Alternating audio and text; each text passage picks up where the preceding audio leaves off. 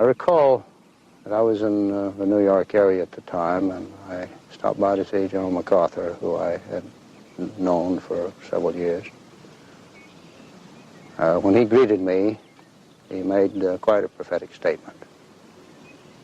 He said, "Westmoreland, I see you have a new job."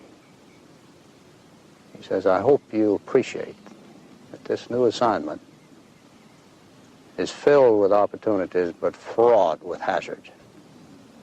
And indeed, this was a prophetic statement. What did General MacArthur mean when he said to General Westmoreland, "The Vietnam War is filled with fraud and hashes"? In other words, the Vietnam War is a fraud by Nixon, and the war will be a state of confusion. Westmoreland found out MacArthur was right about the Vietnam War. The war was fake, because the war was not about the communist taking over Vietnam. Johnson, and especially Nixon, killed millions of good people in Vietnam. Johnson and Nixon did not care if they murdered children.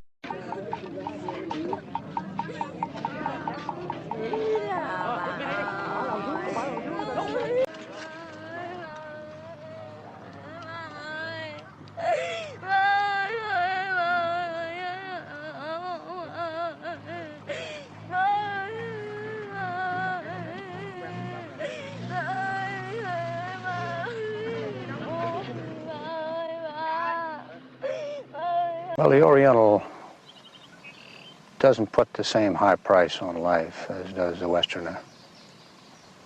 Life is plentiful, life is cheap in the Orient. And as the philosophy of the Orient expresses it, life is not important.